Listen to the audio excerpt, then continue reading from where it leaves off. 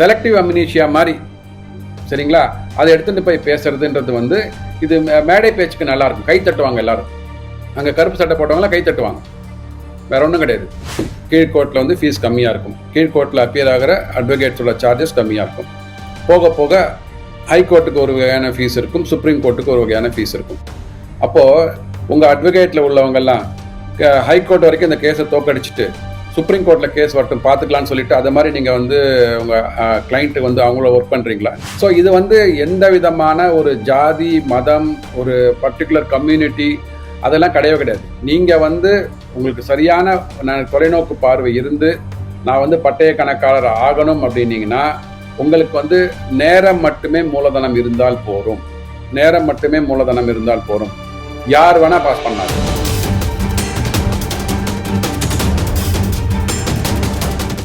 எதிர்வினை நிகழ்ச்சி வாயிலாக ஸ்ரீ டிவி நேயர்களை சந்திப்பதில் அளவு கடந்த மகிழ்ச்சி. பிரபல பட்டய கணக்காளர் திரு சுப்பிரமணியம் அவர்கள் நம்மோடு இணைந்திருக்கிறார். ஸ்ரீ டிவி நேயர்கள் சார்பாக அவரை இணைந்தே வரவேற்கிறேன். வணக்கம் சார். வணக்கம். வணக்கம் பாஸ்கரன். உங்கள் நேயர் ஸ்ரீ டிவி நேயர்கள் அனைவருக்கும் வணக்கம் சார். இப்போது இந்த பட்டய கணக்காளர் சிஏ அப்படிங்கும்போது கிட்டத்தட்ட உலகத்திலேயே அதிகப்படியான சிஏ அப்படின்னு பார்க்கும்போது கிட்டத்தட்ட ஒரு 4,07,000 பேர் இருக்காங்கங்கிற டேட்டாவை நான் சர்ச் பண்ணும்போது பார்த்தேன் சார். அதில் ஒரு 1,50,000 பேர் வந்து ப்ராக்டிஸ் பண்ணிகிட்டு இருக்கிறதாகவுங்கிற தகவலையும் பார்த்தேன். ரெஜிஸ்டர்டு சிஏ ஃபார்ம்ஸ் ஒரு 96,000 இருக்கிறத பார்க்குறேன். இதெல்லாம் போக ஒரு 1 மில்லியன், கிட்டத்தட்ட 10 லட்சம் மாணவர்கள் சிஏ படிச்சுக்கிட்டு இருக்கிற டேட்டாவையும் நான் பார்த்தேன் சார். ஸோ இந்தியாவில் பார்க்கும்போது அது ஒரு புகழ்பெற்ற ஒரு தொழில் அப்படின்னு தான் சொல்லணும். சில தினங்களுக்கு முன்பு விடுதலை சிறுத்தைகளின் கட்சித் தலைவர் திருமாவளவன் அவர்கள் பேசும்போது ஒரு குறிப்பிட்ட சமூகம் இதில் வந்து ஆதிக்கம் செலுத்துகிறது அப்படின்னு ஒரு ஸ்டேட்மெண்ட் கொடுத்துருந்தாரு. இப்போது சமூக வலைதளங்களில் ஒரு பழைய காணொலின்னு தான் நினைக்கிறேன், அது ஒரு வருடம் பழையதாக இருக்குன்னு நினைக்கிறேன். திராவிடர் கழகத்தைச் சேர்ந்த வழக்கறிஞர் அருள்மொழி அவர்கள் பேசும்போது அந்த படிப்பில் அப்படி என்னதான் சூட்சமும் இருக்கோ தெரியல, அவ்வளோ காம்ப்ளிகேட்டடாக இருக்குது அந்த படிப்பு, அதுக்கு எதுக்கு இதெல்லாம் தேவையான்னு தெரியல, இவங்க நிர்ணயம் பண்ணக்கூடிய இவங்க அதை ஏன் இவ்வளோ காம்ப்ளிகேட்டடாக வச்சுருக்காங்கங்கிறது எனக்கு புரியல அப்படிங்கிற சொல்லிட்டு போகிற போக்கில் இந்த வார்த்தையும் சொல்கிறாங்க. அவங்க, அதாவது இந்த ஆடிட்டர் அப்படி என்னதான் செய்கிறாங்கன்னே தெரியல அப்படிங்கிற மாதிரியும் விமர்சனம் வைத்திருக்கிறார்கள். இப்போ என்னுடைய கேள்வி சார், ஏன் இவ்வளோ காம்ப்ளிகேட்டடாக இந்தியாவில் சிஏ இருக்குது? சிஏவின் தொடக்கம் என்ன, இவர்களுடைய பணி என்ன அப்படிங்கிறத மட்டும் சொல்லுங்கள் சார். அனைவருக்கும் வணக்கம். நல்ல கேள்வி பாஸ்கரன். அதாவது ஏன்னா இந்த கேள்விக்கு வந்து என்னால் வந்து ஒரு 100க்கு 100 பதிலை வந்து உண்மையாக, ஆணித்தரமாக, இதயபூர்வமாக சொல்ல முடியும். அதில் வந்து எனக்கு மாற்று கருத்தை இல்லை. நான் வந்து எந்தவித ஒரு பின்புலம் இல்லாமல் ஒரு முதல் தலைமுறை பட்டதாரி, அதுக்கப்புறம் ஒரு பிகாம் படிச்சுட்டு நேரடியாக சிஏ தேர்வுக்கு வந்து எழுத ஆரம்பித்தேன் நான். ஸோ நான் சேரும்போது பார்த்திங்கன்னா இவங்க சொல்கிற மாதிரி எந்த விதமான ஒரு பின்புலம் உள்ள, அதாவது இவங்க வந்து அந்த கலர் சாயம் பூசுகிறாங்க பார்த்தீங்களா, இந்த குறிப்பிட்ட சமூகத்தை சார்ந்தவர்கள் மட்டும்தான் வந்து இதில் சேர்றாங்க, பாஸ் பண்ணுறாங்க, அந்த மாதிரியான எந்த விதமான ஒரு 0.0001% கூட கிடையாது. நீங்கள் நல்லபடியாக ப்ரிப்பேர் பண்ணினீங்கன்னா, நல்லபடியாக படித்தீர்கள் என்றால் யார் வேணாலும் பாஸ் பண்ண முடியும். ஓகே, இதில் வந்து என்ன அவங்க அந்த குறிப்பாக அந்த காணொலியை நான் கூட பார்த்தேன், அந்த வழக்கறிஞர் அந்த மேடம் பேசுகிற காணொலியை பார்த்தேன். அவங்க என்ன சொல்கிறாங்கன்னா, ஒரு பேப்பரில் வந்து 50 மார்க் எடுக்கணுன்றாங்க, ஆவரேஜ் 50 மார்க் எடுக்கணுன்றாங்க. 50 மார்க் குறைஞ்சபட்சம் ஆவரேஜ் சராசரியாக இருக்க வேண்டும். ஒரு பேப்பரில் 40 மார்க்கும் இன்னொரு பேப்பரில் 60 மார்க் வாங்கிட்டிங்கன்னா சராசரி 50 வந்துடும். அப்போ 50 வந்துடுச்சு அப்படின்னா பாஸ்ன்னு சொல்கிறாங்க. இல்லை இன்னொரு பேப்பரில் 30 தான் வாங்குறாங்கன்னா ஃபெயில்னு சொல்லிட்டு திருப்பி எதை சொல்கிறாங்க அப்படின்லாம் சொல்கிறாங்க. அதாவது நீங்கள் வந்து இந்த சிஏ என்பது இன்றைக்கி உலகமயமாக்கலில் வந்து நீங்கள் ஒரு தொழில் நடத்துகிறீங்க. அந்த தொழிலில் வந்து இந்த இந்தியாவில் உள்ள, பாரதத்தில் உள்ள அனைத்து சட்டங்களும் சரியாக கடைபிடிக்கப்பட்டிருக்கிறதா, அந்த வரவு செலவுகள் கரெக்டாக வந்து ரிஃப்ளெக்ட் ஆகப்பட்டிருக்கிறதா உங்களோட அக்கௌண்ட்ஸில் அப்படின்றத வந்து இவங்க ப்ரிப்பேர் பண்ணுவாங்க. அந்த கம்பெனியில் உள்ள இல்லை சின்ன பார்ட்னர்ஷிப் ஃபார்மில் இருந்தால் கூட அங்கே உள்ள அக்கௌண்டன்ட்ஸ், கணக்காளர்களை வந்து ப்ரிப்பேர் பண்ணிவிட்டு அது வந்து சட்டத்திற்கு உட்பட்டது தான் இருக்குது, அதில் உள்ள விதிமுறைகள் எல்லாம் கடைபிடிக்கப்பட்டிருக்கிறது, மீறவில்லைன்ற கையெழுத்து போட்டு கொடுக்கறது தான் ஆடிட்டரோட வேலைங்க. ஸோ உலகத்தில் வந்து ஏதோ ஒரு மூலையில், ஃப்ரெஞ்சாக இருக்கட்டும், ஜெர்மனியாக இருக்கட்டும், இல்லை அமெரிக்காவாக இருக்கட்டும், அங்கிருந்து இங்கே முதலீடுகள் வந்து இங்கே வர ஆரம்பிக்குது. இவர்கள் மார்த்தட்டி கொள்கிறார்கள் இல்லையா, திராவிட மாடல் நாங்கள் 10 லட்சம் கோடி முதலீடு கொண்டு வந்துட்டோம்லாம் சொல்கிறாங்க இல்லையா.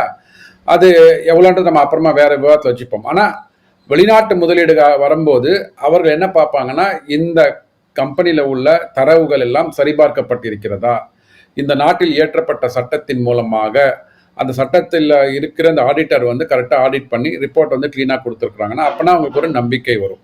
அந்த நம்பிக்கையின் அடிப்படையில் தான் முதலீடுகள் வருகிறது. சரி, கம்மிங் பேக் டு இவங்களோட கொஸ்டின்ஸ். அதாவது இவங்க வந்து என்ன சொல்கிறாங்கன்னா 30 மார்க் வாங்கியிருக்காங்க, இன்னொன்றுல வந்து 60 வாங்கியிருக்காங்க. ஏன் 60 மார்க் வாங்கின பேப்பர் வந்து திருப்பி அதை சொல்கிறாங்கல்ல, 50 மார்க் வாங்கின பேப்பர் 60 மார்க் வாங்கினாங்கன்னா அது எக்ஸம்ஷன் கிடைச்சிடும். அதாவது ஒரு 3 பேப்பர்கள் இருக்குது, அதில் வந்து ஒரு பேப்பரில் 65 மார்க் வாங்கிட்டாரு, இன்னொரு பேப்பரில் 45 வாங்கியிருக்கிறாரு, இன்னொன்றில் 32 வாங்கியிருக்காரு வச்சுக்கோங்களேன். இப்போ இதில் என்ன அப்படின்னா 60 மார்க் வாங்கியிருக்காங்க பார்த்தீங்களா, அந்த பேப்பரை திருப்பி எழுத வேண்டாம். இந்த 45 32 வாங்கினது மட்டும் திருப்பி எழுதணும். இதில் வந்து உள்ள நுணுக்கங்கள் இருக்குது, அதெல்லாம் நீங்கள் உள்ள போய் ஆராயாமல் மேம்போக்காக அப்படியே வந்து பேசிட்டு போகிறதுன்றது வந்து அரசியல் பேச்சு இல்லை. இது வந்து நீங்கள் வந்து ஒரு எஜுகேஷனிஸ்டாக, ஒரு அகாடமிஷியனாக நீங்கள் வந்து ஒரு ஒரு கேள்வியை கொடுக்குறீங்க, பதிலை சொல்கிறீங்க அப்படின்னா அந்த உள்ள அந்த சட்ட சிட்டங்களை வந்து என்ன இருக்குன்றதை பார்த்துட்டு பேசணும். அது மாதிரி இதில் வந்து யாரெல்லாம் உள்ள வந்து பரீட்சை எழுத வராங்களோ, இதில் என்ன ஒரு மிகப்பெரிய ஒரு சிக்கல் பார்த்தீங்கன்னா, ஒரு 3 வருடங்கள் அவங்க வந்து இன்டர்ன்ஷிப், ஆர்டிகல்ஷிப்னு சொல்லுவாங்க, அது ஒரு ட்ரைனிங்க்கு போவாங்க. அதற்கப்புறம் என்ன ஆகும்னா நம்ம வந்து டிப்பிக்கலாக பார்த்தீங்கன்னா அந்த ட்ரைனிங் பீரியட் முடிஞ்சதுக்கப்புறம் வேலைக்கு போக ஆரம்பிச்சிருவாங்க. வேலைக்கு போக ஆரம்பித்ததுக்கு அப்புறம் மனிதனோட இயல்பே வந்து பணத்தை பார்க்க ஆரம்பிச்சோன்னா அவனோட கவனம் வந்து படிப்பில் வராது. நான் நிறைய பார்த்துருக்கேன். அதனால் என்ன ஆகும் அப்படின்னா, அவங்க வந்து வேலைக்கு போகும்போது, வேலைக்கு போய்கொண்டே இங்கே எழுதும்போது அவங்களோட கவனச்சிதறல்கள் வந்து 4 பக்கம் போக ஆரம்பிக்கும். அப்படிதான் நிறைய பேர் வந்து சிஏ எழுதும்போது அதனால தான் ரிசல்ட் கம்மியாகுதே தவிர, நீங்கள் வந்து குறிப்பிட்ட நேரத்தில் குறிப்பிட்ட காலத்தில் படித்தீங்கன்னா, இவ்வளோ நாள் படிக்க போகிறோம், இவ்வளோ கரிக்குலம் இருக்குது, டைம் டேபிள் போட்டு படிச்சிங்க அப்படின்னா கண்டிப்பாக வெற்றியை வந்து தட்டி பறிக்க முடியும். இது யாருக்கும் தெரியறதில்ல. ஏன்னா உங்களுக்கு வந்து எல்லாரும் வேலைக்கு போகிறவங்களாம் எழுதும்போது இல்லை மற்ற படிப்புகளையும் அவங்க வந்து கவனிச்சுட்டு இருப்பாங்க. அதுக்கு சேர்த்து இங்கே கான்சன்ட்ரேட் இல்லாமல் இங்கே பண்ணும்போது தான் அதோட வெற்றி சதவீதம் வந்து குறைய ஆரம்பிக்குது. ரைட்டுங்களா? ஸோ இன்னொன்று பார்த்தீங்கன்னா, ஏன் வந்து அனைத்து சப்ஜெக்ட்ஸ்லையும் வந்து ஒரு 50 மார்க் வாங்கணும் அப்படின்னா, ஒரு பெரிய ஒரு நிறுவனத்தோட ஃபினான்ஷியல் அக்கௌண்ட்ஸ் நீங்கள் சர்டிஃபை பண்ணும்போது அனைத்து துறைகளிலும் நீங்கள் வந்து அட்லீஸ்ட் பேசிக்காக வந்து வல்லமை தெரிந்தவராக இருக்க வேண்டும். நீங்கள் டாக்ஸில் எக்ஸ்பர்ட்டாக இருக்கணும் அப்படின்னா டாக்ஸேஷன் மட்டும் நீங்கள் கற்றுண்டா போகாது. அந்த டாக்ஸை வந்து ப்ரிப்பேர் பண்ணி சர்டிஃபை பண்ணுற ஒரு இருக்கு பார்த்தீங்க இல்லையா, அக்கௌண்ட்ஸ் கொடுக்குறாங்க பார்த்தீங்கன்னா, அந்த அக்கௌண்ட்ஸ் உங்களுக்கு தெரிஞ்சாதான் நீங்கள் இது பண்ண முடியும். அந்த அக்கௌண்ட்ஸை ப்ரிப்பேர் பண்ணுறதுக்கு அந்த நிறுவனம் எந்த கம்பெனிலேருந்து வந்து பொருளை வாங்குறாங்க, அந்த பொருள் வந்து கரெக்டான நேரான முறையில் தான் பொருள் வாங்கியிருக்கிறாங்களா, அது வந்து கமர்ஷியல் டிரான்சாக்ஷன்ஸ்லாம் கமர்ஷியல் டாக்ஸஸ்லாம் கரெக்டாக பே பண்ணியிருக்கிறாங்களா அப்படின்னு பார்த்தீங்கன்னா, அது அனைத்து விதமான உள்ளடக்கிய ஒரு ஆடிட்டிங் ப்ரொஃபஷன் இருக்கிறதுனால தான் அனைத்து துறைகளிலும் உங்களுக்கு வந்து பேசிக் அவேர்னஸ் இருக்க வேண்டும். நீங்கள் புலமைத்தன்மை பெறுறதுன்றது வந்து உங்களோட விருப்பம். நான் வந்து டாக்ஸில் மட்டும் தான் ஃபோக்கஸ் பண்ண போகிறேன், டாக்ஸில் மட்டும் இருந்துக்கலாம், இல்லை ஆடிட்டிங் மட்டும் ஃபோக்கஸ் பண்ணால் அது தனியாக போய்க்கலாம். ஆனால் வந்து பேசிக் அவேர்னஸ் வந்து இருக்கணும். இப்போது இவங்க கேட்குற கேள்விக்கு நான் சொல்கிறேன். இப்போது ஒரு 10வது இல்லை 12வது படிப்பு படிக்கிற மாணவனா மாணவியோ, நான் வந்து வாழ்க்கையில் வந்து நான் முடிவு பண்ணிட்டாங்க, நான் வரலாற்று ஆசிரியராக தான் ஆக போகிறேன்னு சொல்லிட்டு, சரிங்களா? அதுவும் குறிப்பாக தமிழில் வரலாற்று பாடம் எடுக்கின்ற வரலாற்று ஆசிரியராக மாற போகிறேன்னு முடிவு எடுத்துட்டேன். அப்போது நான் வரலாற்றை மட்டும் பாஸ் பண்ணால் போருமா? எனக்கு இங்கிலீஷ் வேண்டாம், மேக்ஸ் வேண்டாம், சயின்ஸ் வேண்டாம், ஒத்துப்பீங்களா நீங்கள்? குறைஞ்சபட்சம் என்ன சொல்கிற அரசாங்கம் என்ன சொல்கிறாங்க, 35 மார்க் நீங்கள் வந்து எல்லா சப்ஜெக்ட்ஸ்லையும் எடுக்கணுங்க. ஸோ வரலாற்றில் நீங்கள் ஆசிரியராக போக போகிறீங்க அப்படின்னா வரலாற்றில் நீங்கள் 100க்கு 100 வாங்கியிருக்கணும், 90 வாங்கியிருக்கணும். அதை தான் அந்த பள்ளியில் வந்து இல்லை கல்லூரியிலையோ வரலாற்றில் பார்ப்பாங்க. ஸோ வரலாற்றில் நீ பெரிய ஆளாக ஆகணும், ப்ரொஃபஸர் ஆகணும்னு சொன்னால் வரலாற்றில் என்னப்பா மார்க் வாங்கியிருக்கேன்னு கேட்பாங்க. ஆனால் நான் தமிழ்லையும் இங்கிலீஷ்லையும் ஃபெயில் ஆகிட்டேன்னா வரலாற்று ஆசிரியர் வேலை எனக்கு கிடைக்குமா? இந்த திராவிட மாடல் முதல்வர் கொடுப்பாரா, இல்லை இவங்க தான் வாங்கி தருவாங்களா? பேசிக்காக வந்து அதாவது நான் என்ன சொல்கிறேன்னா, அதாவது நீங்கள் எதற்கு எடுத்தாலும், அதாவது இந்தியா சுதந்திரம் அடைந்து 75 ஆண்டுகள் ஆகிடுதுங்க. 60 ஆண்டுகள் கிட்டத்தட்ட, இல்லை 55 ஆண்டுகள் யாருங்க ஆண்டாங்க? நீங்கள் கூட்டணியில் இருக்கிற காங்கிரஸும் ஆண்டாங்க இல்லையா, காங்கிரஸும் திராவிடம். அப்பெல்லாம் உங்களுக்கு தோணாத இந்த ஒரு புதிய ஒரு யுத்தி இப்போ ஏன் தோணுது? ஸோ எதையாவது ஒன்றை இவர்கள் பண்ணி சொல்லக்கூடிய இல்ல மடைமாற்றம் இப்போ யா இப்படியுமே கேள்வி எழுகிறது.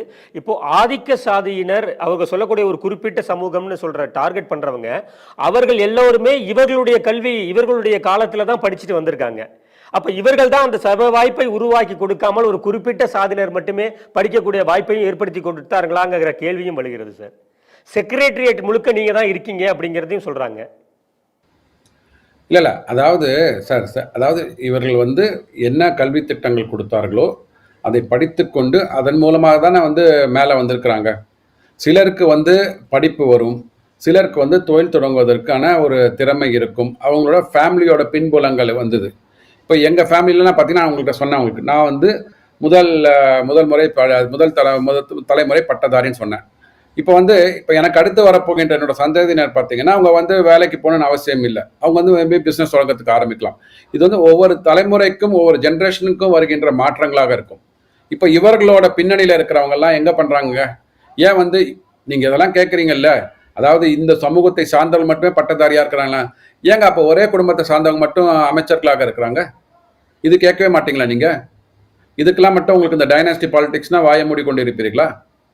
இது வந்து நான் ஃபார்ம் ஃபில்அப் பண்ணினேங்க, சிஏ ஃபார்மில் ஃபில்அப் பண்ணும்போது எனக்கு தெரிந்து எந்த விதமான ஒரு சமூக பின்னணியை வந்து அந்த கேள்வி கேட்டோ அதற்குண்டான வெயிட்டேஜை கொடுத்தோ அது மாதிரிலாம் கிடையவே கிடையாது சார். அதில் ஒரு கேள்வி வருகிறது. இப்போ இந்த பட்டய கணக்காளர் இந்த சிஏ படிப்புங்கிறதுல பொதுத்தளத்தில் இருக்கக்கூடிய கேள்வி என்னன்னா சார், இது ஏன் அகாடமிக் எஜுகேஷன்ல இது வரலையா? இது ஏன் இது ஒரு பிரைவேட் கோர்ஸ் மாதிரி ஒரு பிரைவேட் ப்ராப்பர்ட்டி மாதிரி இது ஏன் தனியாகவே வச்சிருக்காங்க அப்படின்னு ஒரு கேள்வி எழுகிறது சார்.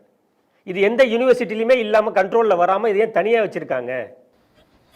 இது இந்திய அரசாங்கத்தின் சட்ட திட்டத்தின்படி institute of chartered accountants act அப்படின்னு ஒரு சட்டம் இருக்கிறது. அந்த சட்டத்தின் கீழே அது இயங்கப்படுகிறது. ஆமாம். ஸோ அந்த சட்டத்தின்படி இயங்கப்படுகிறது. அந்த சட்டத்தின் பின் அமைக்கப்பட்ட அந்த பாடிஸ் இருக்கிறாங்க பார்த்தீங்கன்னா, கான்ஸ்டியூஷனல் பாடிஸ் இருக்கிறாங்க பார்த்தீங்களா, அதன் மூலமாக ஒரு குழு அமைக்கப்பட்டு அவர்கள் வந்து போர்ட் ஆஃப் ஸ்டடீஸ்ன்னு இருக்கு. அந்த போர்ட் ஆஃப் ஸ்டடீஸில் வந்து இந்தந்த சப்ஜெக்ட்ஸ் இருக்கணும், இந்த சப்ஜெக்ட்ஸில் வந்து இந்தந்த கரிக்குலத்தை வந்து டிஃபைன் பண்ணணும், இந்த கரிக்குலத்திற்கு வந்து இந்த மார்க் கொடுக்கணும், வெயிட்டேஜ் இவ்வளோ கொடுக்கணும். இவர்கள் வந்து வெறும் நீங்கள் வந்து முன்னாடிலாம் சொல்லுவாங்க, சிஏ படித்தவங்களுக்கு வந்து வெளியில் போய் வேலை தேடும் போது அவங்களுக்கு வந்து கம்யூனிகேஷன் ஸ்கில்ஸ் இருக்காதுன்னுவாங்க. ஒரு 1990 காலகட்டத்துக்கு முன்னாடிலாம். ஏன்னா எம்பிஏ படித்தாதான் வந்து அவங்களால பேச்சு திறமை இருக்கும், சிஏ படித்தவங்களுக்கு பேச்சு திறமை கிடையாது அப்படின்வாங்க. ஸோ என்ன பண்ணாங்கன்னா 1995 அப்புறமா பார்த்தீங்கன்னா ஒரு கம்யூனிகேஷன் ஸ்கில்ஸ், நீங்கள் சிஏ பாஸ் பண்ணால் மட்டும் போராது, கம்யூனிகேஷன் ஸ்கில்ஸ் உங்களுக்கு வேணும். அதுக்காக ஒரு 15 நாட்கள் கம்யூனிகேஷன் ஸ்கில்ஸ் வந்து கிளாஸ் எடுப்பாங்க.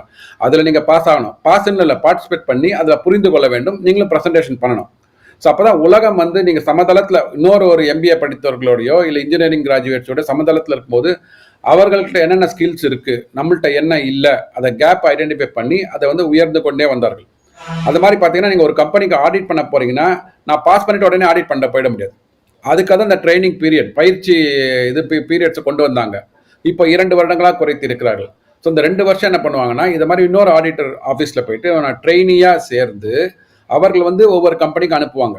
கம்பெனியில் அனுப்பிச்சு அந்த கம்பெனியில் வந்து அந்த பிஸ்னஸ் எப்படி நடக்கிறது, பணப்பட்டுவாடா எப்படி இருக்குது, அதெல்லாம் சரியான முறையில் பட்டுவாடா பண்ணதா வவுச்சிங் பண்ணுவோம். நாங்கள் பண்ணினதுக்கப்புறம் அதன் மூலமாக கற்றலை பெற்றுக்கொண்ட பிறகு அப்புறம் அதுதான் வந்து நமக்கு கரிக்குலத்தில் நமக்கு இருக்கும். ஸோ இதுவும் கரிக்குலத்தில் இருக்கிற படிப்பும் நம்ம நேரடியாக பார்க்கின்ற அந்த நடவடிக்கைகளும் கரெக்டாக ஒத்து வந்தது அப்படின்னா தான் அவங்களுக்கு கரெக்டாக மண்டல ஏறும். அதற்கப்புறம் எக்ஸாம் எழுதும்போது பாஸ் பண்ணின்னு வருவாங்க. ஸோ இப்போ என்ன சொல்கிறாங்கன்னா, இப்போ வந்து நீங்கள் 90 மார்க் வந்து ஒரு சப்ஜெக்டில் வாங்கியிருக்குன்னா 10 மார்க் இன்னொரு சப்ஜெக்டில் வாங்கியிருக்குன்னா எதுக்கு நான் 10 மார்க் வாங்க சப்ஜெக்ட் திருப்பி எழுதணும் அப்படின்லாம் கேள்வி கேட்குறாங்க. இப்போ ரூம் டெம்பரேச்சரில் தண்ணி குடிக்கணும் உங்கள் டாக்டர் உங்கள்கிட்ட சொல்கிறாருங்க. நீங்கள் நமக்கு உடம்பு சரியில்லை, டாக்டர்கிட்ட போகிறீங்க, ரூம் டெம்பரேச்சரில் தண்ணி குடிங்க அப்படின்றாங்க. ஒரு குறிப்பாக நம்ம என்ன பண்ணுவோன்னா ஒரு 30 டிகிரியில் தண்ணி வந்து குடித்தா சரியாக இருக்கும் உடம்புக்கு அப்படின்னோன்னே உங்கள் வீட்டில் இருக்கிறவங்க எடுத்துன்னு வராங்க ஒரு 100 டிகிரி அதில் இருக்கிற ஒரு கொதியில் இருக்கிற தண்ணி எடுத்துகிட்டு வராங்க ஒரு பாட்டிலில்.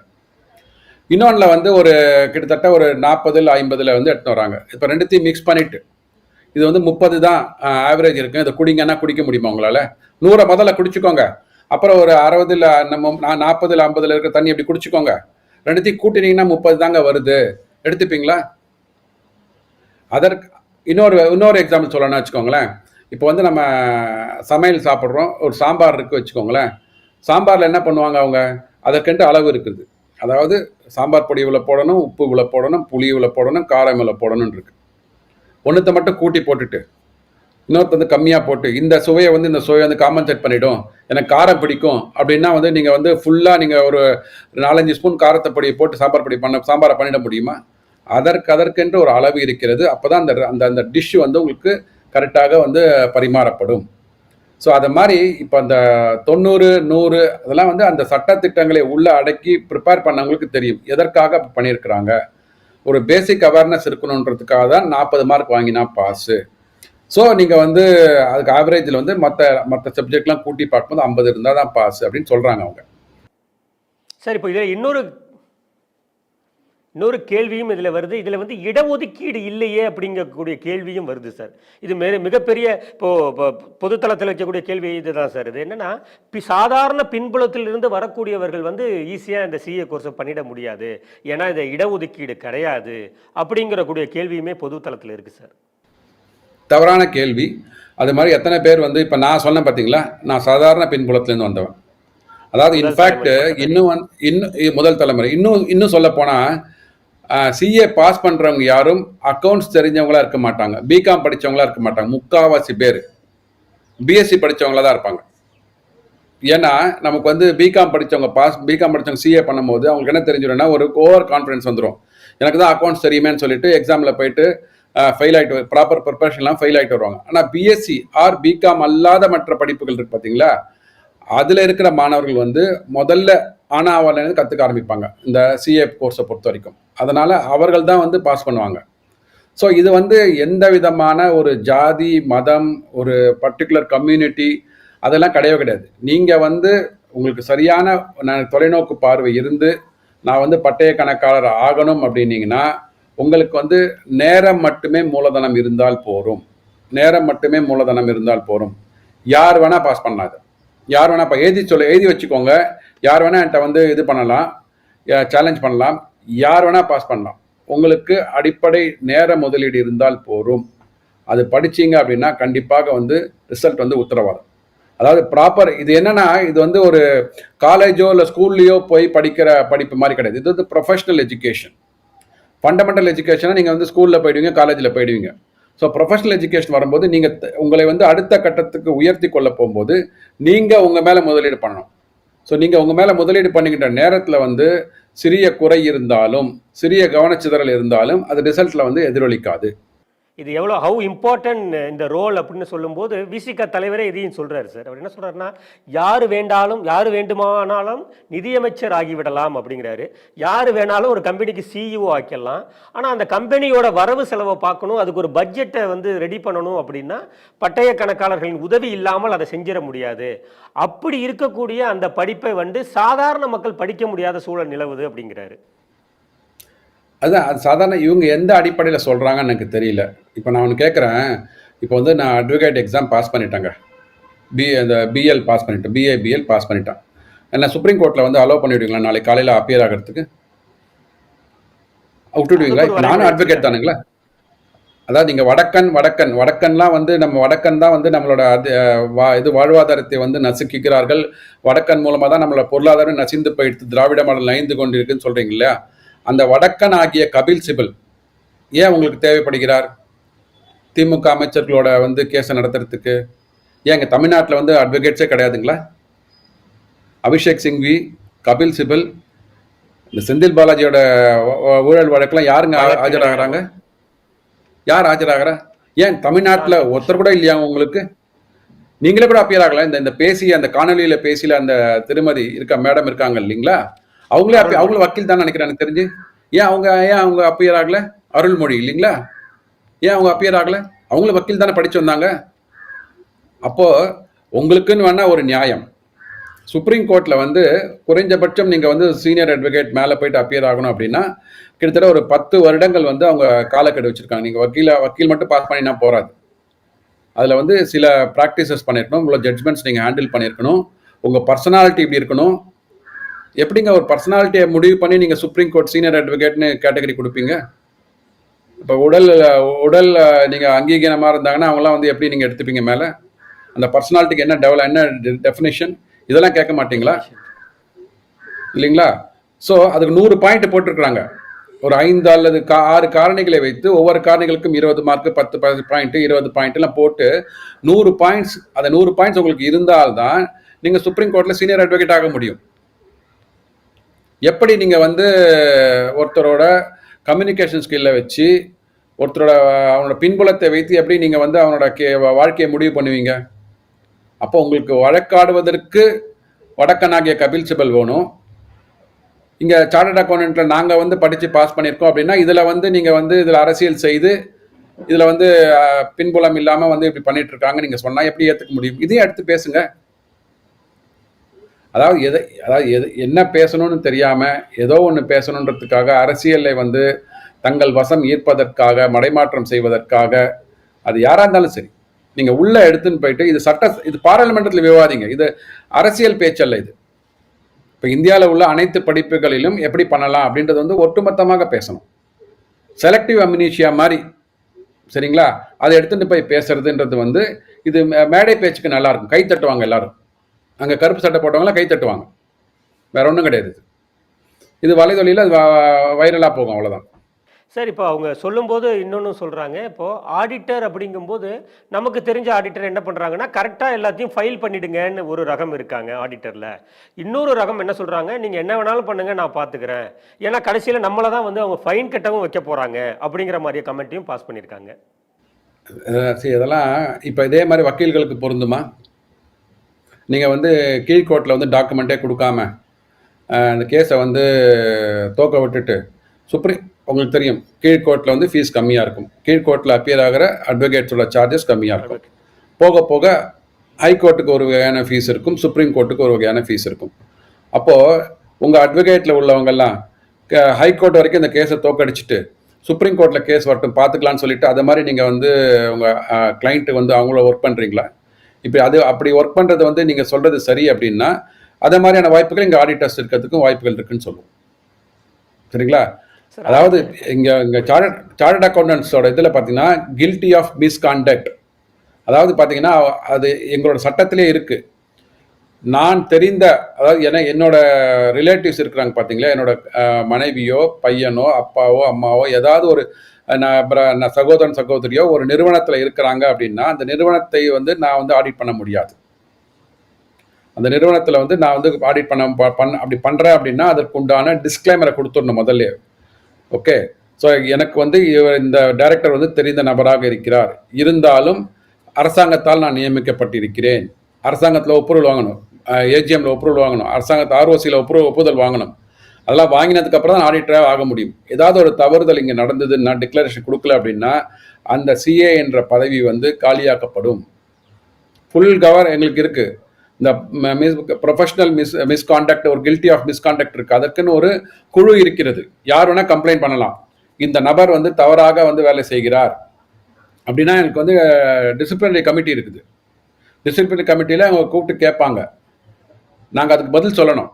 அந்த மாதிரி பார்த்தீங்கன்னா வருடம் அதை வந்து வெறும் சிஏ படிச்சுட்டு பாஸ் பண்ண மட்டும் போகிறாதுங்க. சிபிஇன்னு ஒரு கான்செப்ட் இருக்குது, கண்டினியூஸ் ப்ரொஃபஷனல் எஜுகேஷன். வருடம் வருகின்ற சட்டங்களோ இருக்கட்டும், வருகின்ற புதிய புதிய லாஸாக இருக்கட்டும், அதை வந்து நாங்கள் கற்றுண்டு அதற்கு எங்களை தயார்படுத்தி கொள்ள வேண்டும். அதற்கு வந்து அந்த இன்ஸ்டியூட்டில் போய்ட்டு நாங்கள் வந்து இதை இன்ஃபர்மேஷனை ஃபைல் பண்ணணும். அப்படி இல்லைன்னா அந்த எங்களோட சர்டிஃபிகேட் ஆஃப் ப்ராக்டிஸ்ன்ற பார்த்தீங்களா, இந்த தொழில் நடத்துறதுக்கு உண்டான அது வந்து ரத்து செய்யப்படும். அவ்வளோ சட்டத்திட்டங்கள் இருக்குது, இது ஈஸி கிடையாது. சார், நிறைவாக 2 கேள்வியோடு முடிச்சுக்கலாம்னு நினைக்கிறேன் சார். இப்போது அவங்க சொல்லும்போது ஏற்கனவே நம்ம பார்த்துட்டு இருக்கோம், தமிழகத்தில் வந்து நீட்டை தொடர்ந்து எதிர்த்துக்கிட்டு இருக்காங்க. இந்த படிப்புக்கு நீட்லாம் வேண்டாம், எதுக்கு, அது 12வதே போதுமானது, ஸ்டேட் போர்டு அப்ரூவலே போதுமானது, தேர்வே போதுமானது. இப்போது இந்த மாதிரி இருக்கக்கூடிய சிஏ படிப்புலையுமே வந்து இவ்வளோ கஷ்டப்பட்டுலாம் அந்த படிப்பு தேவைதானா அப்படிங்கிற மாதிரியும் கேட்குறாங்க. இப்போ அவர்கள் கூற்றுப்படியே பார்க்கும்போது நாளைக்கு உலகத்தரத்தில் நம்ம இந்திய எஜுகேஷன் இருக்கணும் அப்படின்னா இப்போது சிஏக்கு இருக்கக்கூடிய இதே படிநிலைகள் இருக்கணுமா, இல்லை நீட் போன்ற தேர்வுகள்லாம் தேவைதானா, இல்லை இதெல்லாம் இல்லாமல் இருந்தால் நாளைய சிஏலையோ அல்லது படித்து வரக்கூடிய டாக்டரோ இன்ஜினியரோ எப்படி இருப்பாங்கன்னு நீங்கள் நினைக்கிறீங்க சார்? இல்லைங்க, அதாவது நம்ம வந்து தரம் உயர்ந்து கொண்டே வருகிறது. குளோபலாக வந்து so think local but act global அப்படின்னு சொல்கிறாங்க.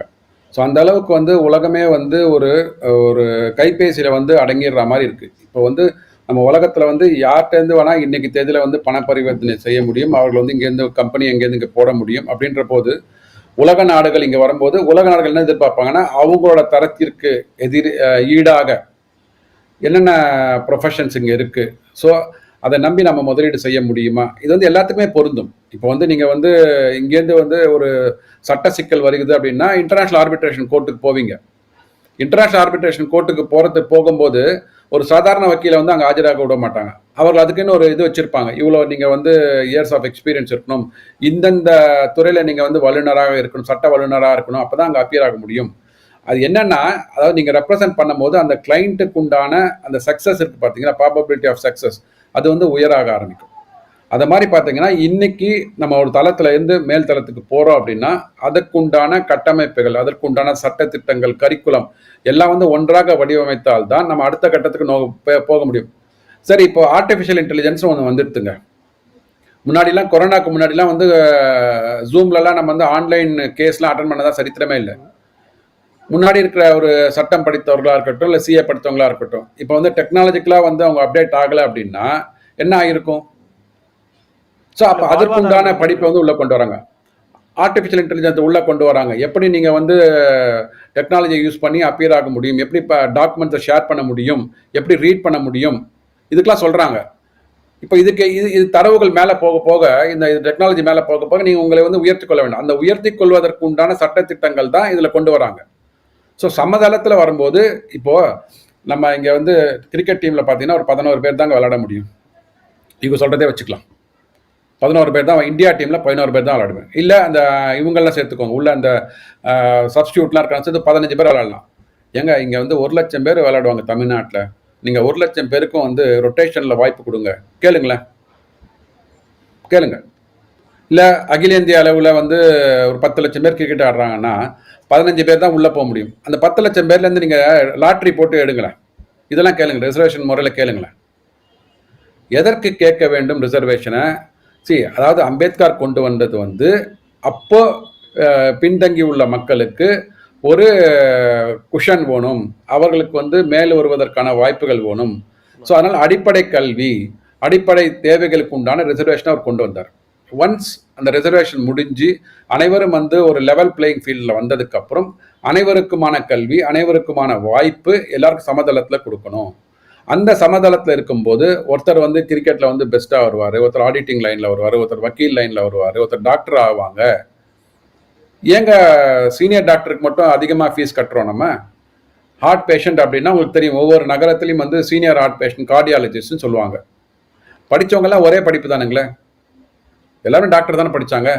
ஏன் வந்து நமக்கு உடம்புக்கு ஏதாவது உபாதை வரும்போது ஏன் வந்து நம்ம சீனியர் டாக்டர்கிட்ட போகிறோம், ஸ்பெஷலிஸ்ட்டை போகிறோம்? எவ்வளோ அரசு மருத்துவமனையில் அமைச்சர்கள் அட்மிட் பண்ணுறாங்களா? இப்போ நீங்கள் கொடுத்த கல்வி யாராவது ஒரே கல்வி தானுங்களே. அப்போது நீங்கள் என்ன பார்க்குறீங்க, அவர்களுக்கு வந்து அனுபவம் இருக்கிறது, அதனால் அங்கே போனால் நல்லது, நமக்கு வந்து உடம்பு சீக்கிரமாக குணமாகும். ஸோ உங்களுக்கென்று வரும்போது அனுபவம், அதற்குண்டான இதெல்லாம் வரும்போது ஏன் வந்து மற்ற துறைகளையும் அப்படி தானே பார்க்குறாங்க.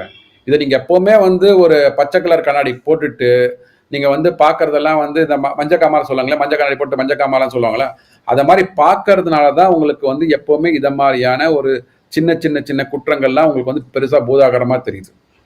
இது குற்றம்னு நான் சொல்லவே மாட்டேன் நான். இந்த இது எதற்காக வந்தது, அதை புரிந்து கொண்டு உள்வாங்கி கொண்டு இதை மக்கள்கிட்ட போய் எடுத்து சொன்னீங்க அப்படின்னா மக்களுக்கு புரிய ஆரம்பிக்கும்.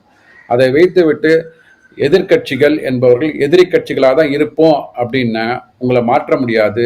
ஆனால் மக்கள் வருகின்ற தேர்தல்லாம் உங்களை மாற்றிடுவாங்க. சார், நிறைவாக இப்போ சிஏ படிக்கக்கூடியவங்களுக்கு உங்களுடைய அட்வைஸ் என்ன சார்? சார், அதாவது என்னால் படித்து பாஸ் பண்ண முடியும்னா எவனாலும் படித்து பாஸ் பண்ண முடியும். இதை வந்து நீங்கள் எழுதி வச்சுக்கோங்க, ஒன்றுமே இல்லை.